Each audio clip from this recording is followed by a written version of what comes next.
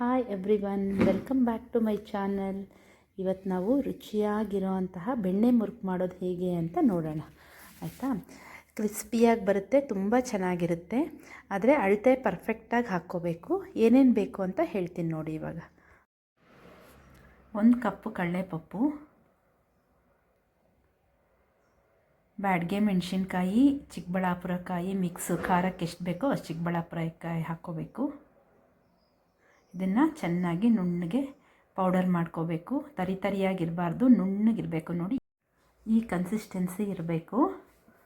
ಕಾಣಿಸ್ತಾ ಇದೆ ಅಲ್ವಾ? ನೋಡಿ, ಇವಾಗ ಒಂದು ಬಾಣಲಿಗೆ ಎಣ್ಣೆ ಹಾಕ್ಕೊಳ್ಳಿ. ಎಣ್ಣೆ ಕಾಯಕ್ಕೆ ಇಟ್ಕೊಳ್ಳೋಣ. ಫಸ್ಟು ಎಣ್ಣೆ ಎಷ್ಟು ಬೇಕೋ ಅಷ್ಟು ಎಣ್ಣೆ ಹಾಕ್ಕೊಳ್ಳಿ. ಇವಾಗ ಪೌಡರ್ ಮಾಡ್ಕೊಂಡಿರೋ ಪೌಡರೆಲ್ಲ, ಕಡಲೆಪಪ್ಪು, ಒಣಮೆಣ್ಸಿನ್ಕಾಯಿ ಪೌಡರ್ ಹಾಕ್ಕೊಳ್ಳೋಣ. ಇವಾಗ ಅದ್ರ ಜೊತೆಗೆ 3 ಕಪ್ಪು ಅಥವಾ 4 ಕಪ್ ಆದರೂ ಹಾಕ್ಕೋಬೋದು ಅಕ್ಕಿ ಹಿಟ್ಟು ಹಾಕ್ಕೊಳ್ಳೋಣ. ಅಕ್ಕಿ ಹಿಟ್ಟು ಅಷ್ಟೇ ತರಿಯಾಗಿರಬಾರ್ದು, ನುಣ್ಣಗಿರಬೇಕು. ಫ್ರೆಶ್ಶಾಗಿ ಆಡಿಸ್ಕೊಂಡು ಬಂದಿರೋ ಅಕ್ಕಿ ಹಿಟ್ಟಾದರೆ ತುಂಬ ಚೆನ್ನಾಗಿರುತ್ತೆ. ಇಲ್ಲ ಆಡ್ಸೋಕ್ಕಾಗಲ್ಲ ಅಂದರೆ ಸಿಗುತ್ತಲ್ವ ಮಾರ್ಕೆಟಲ್ಲಿ, ಅದಾದರೂ ಹಾಕ್ಕೋಬೋದು. ಇವಾಗ ಅದಕ್ಕೆ 1 ಸ್ಪೂನು ಎಳ್ಳು, ಬಿಳಿ ಎಳ್ಳು ಹಾಕ್ಕೊಳ್ಳೋಣ. 1-1.5 ಸ್ಪೂನ್ ಹಾಕ್ಕೋಬೋದು. ನಮ್ಗೆ ಎಷ್ಟು ಬೇಕೋ ಅಷ್ಟು ಹಾಕ್ಕೋಬೋದು ಬಿಳಿ ಎಳ್ಳು. ಆಮೇಲೆ ಅದಕ್ಕೆ ಇಂಗು, ನಂದು ಗಟ್ಟಿ ಇಂಗು, ಅದಕ್ಕೆ ನಾನು ನೀರಲ್ಲಿ ಹಾಕಿ ಇಟ್ಟಿದ್ದೀನಿ. ಅದನ್ನು ಇಂಗು ಹಾಕ್ಕೊಳ್ಳೋಣ. ಇಲ್ಲ ಪುಡಿ ಇಂಗು ಸಿಗುತ್ತೆ, ಅದಾದರೂ ಹಾಕ್ಕೋಬೋದು. ಯಾವುದಾದ್ರೂ ಚೆನ್ನಾಗಿರುತ್ತೆ. ಇಂಗು ಗಮ್ಮಂತ ವಾಸನೆ ಬರುತ್ತೆ ಇಂಗು ಹಾಕ್ಕೊಂಡ್ರೆ. ಆಮೇಲೆ ಬೆಣ್ಣೆ, 1 ಸ್ಪೂನ್ ಅಷ್ಟು ಬೆಣ್ಣೆ ಹಾಕ್ಕೊಳ್ಳೋಣ. ಬೆಣ್ಣೆ ಹಾಕ್ಕೊಂಡ್ಮೇಲೆ ಅದನ್ನು ಚೆನ್ನಾಗಿ ಕಲಸೋಣ. ಉಪ್ಪು ಎಷ್ಟು ಬೇಕೋ ಅಷ್ಟು, ರುಚಿಗೆ ಬೇಕಾದಷ್ಟು ಉಪ್ಪು ಹಾಕ್ಕೊಳ್ಳೋಣ. ಇವಾಗ ಚೆನ್ನಾಗಿ ಮಿಕ್ಸ್ ಮಾಡ್ಕೊಳ್ಳೋಣ. ಎಲ್ಲ ಒಂದೇ ಹದ ಬರೋ ಥರ ಮಿಕ್ಸ್ ಮಾಡ್ಕೊಳ್ಳೋಣ. ಚೆನ್ನಾಗಿ ನೀರು ಹಾಕ್ಕೊಂಡು ಕಲಿಸ್ಕೊಳ್ಳೋಣ. ಜಾಸ್ತಿ ಗಟ್ಟಿನೂ ಇರಬಾರ್ದು, ನೀರಾಗೂ ಇರಬಾರ್ದು, ಹದವಾಗಿರಬೇಕು ಹಿಟ್ಟು. ನೋಡಿ, ನಾನು ಕಲಿಸ್ತಾ ಇದ್ದೀನಲ್ವ, ಆ ಥರ ಸ್ವಲ್ಪನೇ ಹಾಕ್ಕೊಂಡು ನೀರನ್ನ ಕಲಿಸ್ಕೊಳ್ಳಿ. ಒಂದೇ ಸತಿ ಜಾಸ್ತಿ ನೀರು ಹಾಕಬೇಡಿ, ಗೊತ್ತಾಗಲ್ಲ ಹದ. ಸ್ವಲ್ಪನೇ ಹಿಟ್ಟು ತೊಗೊಂಡು ನಾದ್ಕೊಳ್ಳಿ. ಚೆನ್ನಾಗಿ ನಾದ್ಕೊಂಡ್ರೆ ಚಕ್ಲಿ ಒತ್ತುವಾಗ ಮುರಿಯಲ್ಲ. ನಿಮಗೆ ಬೇಕಂದರೆ ಒಣಮೆಣ್ಸಿನ್ಕಾಯಿ ಬೇಡ ಅಂದರೆ ಹಾಕ್ಕೊಳ್ಳೋದು ಬೇಡ, ಬರೀದೇ ಮಾಡ್ಬೋದು. ಮಕ್ಳಿಗೆ ಖಾರ ಆಗುತ್ತೆ ಅಂದರೆ ಬರೀದೇ ಮಾಡಿ. ನೋಡಿ, ನಾನು ಇವಾಗ ಸಿಂಗಲ್ ಇರೋದನ್ನು ತೊಗೊತಾ ಇದ್ದೀನಿ ಚಕ್ಲಿ. ಅದನ್ನು ಚಕ್ಲಿ ಒರಳಿಗೆ ಹಾಕ್ಕೊಂಡು ಇವಾಗ ನಾದ್ಕೊಂಡಿರೋ ಹಿಟ್ಟನ್ನ ಅದರಲ್ಲಿ ಇಡ್ತಾಯಿದ್ದೀನಿ. ಇದನ್ನು ನಾನು ಡೈರೆಕ್ಟಾಗಿ ಹಿಂಡ್ತೀನಿ, ಎಣ್ಣೆನಲ್ಲೇ ಹಿಂಡ್ತೀನಿ ಡೈರೆಕ್ಟಾಗಿ. ನಿಮಗೆ ಡೈರೆಕ್ಟಾಗಿ ಹಿಂಡೋಕ್ಕಾಗಲ್ಲ ಅಂದರೆ ನೀವು ಬೇಕಂದರೆ ಒಂದು ಪೇಪರ್ ಮೇಲೋ ಏನಾದರೂ ಅದ್ರ ಮೇಲಾದರೂ ಇಟ್ಕೊಂಡು ಹಿಂಡಿ ಅದನ್ನು ತೆಗೆದು ಆಮೇಲೆ ಎಣ್ಣೆಲಿ ಹಾಕ್ಬೋದು. ನೋಡಿ, ಈಗ ಎಣ್ಣೆ ಚೆನ್ನಾಗಿ ಕಾದಿದೆ. ಡೈರೆಕ್ಟಾಗಿ ಎಣ್ಣೆನಲ್ಲಿ ಹಿಂಡೋದು ಹೇಗೆ ಅಂತ ನಾನು ನಿಮಗೆ ತೋರಿಸ್ತೀನಿ.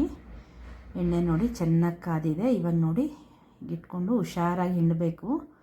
ಬ್ಯಾಲೆನ್ಸ್ ತಪ್ಪದಿರ ನಿಧಾನಕ್ಕೆ ನೋಡ್ಕೊಂಡು ಹಿಂಡಿ. ನಿಮಗಿದು ಕಷ್ಟ ಅನಿಸಿದ್ರೆ ನಾರ್ಮಲಾಗೇ ಮಾಡ್ಕೊಳ್ಳಿ ನೀವು. ನನಗಿದು ಅಭ್ಯಾಸ ಆಗೋಗಿದೆ, ಸೊ ನಾನು ಹೀಗೆ ಮಾಡ್ತಾಯಿದ್ದೀನಿ. ಹಿಂಡೋವಾಗ ಉರಿ ಹೈ ಫ್ಲೇಮಲ್ಲಿ ಇರಬೇಕು. ಆಮೇಲಿಂದ ಮೀಡಿಯಮ್ ಫ್ಲೇಮಲ್ಲಿಡಿ. ಇವಾಗ ನಿಧಾನಕ್ಕೆ ತಿರುಗಿಸಾಕಿ ಮಾಡೋವಾಗ ಎಣ್ಣೆ ಸಿಡಿದಿರ ಹುಷಾರಾಗಿ ಮಾಡಿ. ಮೀಡಿಯಮ್ ಫ್ಲೇಮಲ್ಲೇ ಇಟ್ಕೊಳ್ಳಿ ಉರಿನ.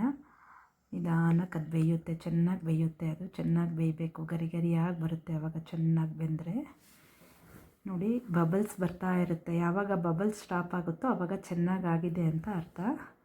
ಅದನ್ನು ನೀವು ಮಾಡ್ತಾಯಿದ್ರೆ ನಿಮಗೆ ಗೊತ್ತಾಗುತ್ತೆ ಯಾವ ಥರ ಅನ್ನೋದು. ಇವಾಗ ನೋಡಿ, ಚಕ್ಲಿ ಆಗಿದೆ. ಇದನ್ನು ತೆಗೆದು ಪಕ್ಕದಲ್ಲಿ ಹಾಕ್ಕೊಳ್ಳೋಣ. ಎಣ್ಣೆ ಎಲ್ಲ ಇಳಿಯೋವರೆಗೂ ಇಟ್ಬಿಟ್ಟು ಆಮೇಲೆ ಪಕ್ಕಕ್ಕೆ ಹಾಕ್ಕೊಳ್ಳೋಣ. ನೋಡಿ, ಇನ್ನೊಂದು ಸತಿ ಹಿಂಡ್ತೀನಿ ನಾನಿವಾಗ. ಇದೇ ಥರ ನಿಧಾನಕ್ಕೆ ಹಿಂಡ್ಕೋಬೇಕು ಪ್ರತಿ ಸತಿನೂ ಅಷ್ಟೇ. ಎಣ್ಣೆ ಯಾವಾಗ ನಾವು ಹಿಂಡೋವಾಗ ಯಾವಾಗಲೂ ಹೈ ಫ್ಲೇಮ್ ಇರಬೇಕು. ಆಮೇಲೆ ಮೀಡಿಯಮ್ ಫ್ಲೇಮ್ ಮಾಡ್ಕೋಬೇಕು, ಇಲ್ಲಾಂದರೆ ಚೆನ್ನಾಗಿ ಬರಲ್ಲ, ಎಣ್ಣೆ ಹೀರಿಸ್ಕೊಂಡ್ಬಿಡುತ್ತೆ. ಇವಾಗ ಮೀಡಿಯಮ್ ಫ್ಲೇಮ್ ಮಾಡ್ಕೊಳ್ಳಿ. ಹಿಂಡಿದ್ದಾದಮೇಲೆ ಮೀಡಿಯಮ್ ಫ್ಲೇಮ್ ಮಾಡ್ಕೊಳ್ಳಿ. ಸ್ವಲ್ಪ 1-2 ನಿಮಿಷ ಆದಮೇಲೆ ಅದನ್ನು ರಿವರ್ಸ್ ಮಾಡಿ. ನೋಡಿ, ಈ ಥರ ಬರುತ್ತೆ ಹದ. ನೋಡಿ, ಈ ಹದ ಬಂದಿದೆ. ಇವಾಗ ಇದಕ್ಕೆ ಕರಿಬೇವು ಹಾಕೋಣ. ಕರಿಬೇವಿನ ವಾಸನೆ ತುಂಬ ಚೆನ್ನಾಗಿರುತ್ತೆ. ಗರಿ ಗರಿಯಾಗಾದರೆ ಕರಿಬೇವು ತುಂಬ ಚೆನ್ನಾಗಿರುತ್ತೆ ಮಧ್ಯ ಮಧ್ಯ ತಿನ್ನೋಕ್ಕೆ. ನೋಡಿ ಇವಾಗ ತೆಕ್ಕೊಳ್ಳೋಣ. ಎಣ್ಣೆ ಎಲ್ಲ ಇಳಿದ್ಮೇಲೆ ಸ್ವಲ್ಪ ಎಣ್ಣೆ ಇಳಿದ್ಮೇಲೆ ತೆಗಿಯೋಣ. ನೋಡಿ ಇವಾಗ ನೋಡಿ ಅದನ್ನು ಪ್ರೆಸ್ ಮಾಡಿದ್ರೆ ಎಷ್ಟು ಚೆನ್ನಾಗಿ ಗರಿ ಗರಿಯಾಗಿ ಬರುತ್ತೆ. ನೋಡಿ ಹೊರಗಡೆ ತಿಂಡಿ ತೊಗೊಂಡು ಬಂದು ಮಕ್ಳಿಗೆ ಕೊಡೋ ಬದಲು ಈ ಥರ ಮನೇಲಿ ಮಾಡಿಟ್ಕೊಟ್ರೆ ಹೆಲ್ದಿಯಾಗೂ ಇರುತ್ತೆ, ಟೇಸ್ಟಿಯಾಗೂ ಇರುತ್ತೆ. ನಿಮಗೆ ಈ ವಿಡಿಯೋ ಇಷ್ಟ ಆದರೆ ಲೈಕ್ ಮಾಡಿ, ಶೇರ್ ಮಾಡಿ, ಸಬ್ಸ್ಕ್ರೈಬ್ ಮಾಡಿ. Thank you.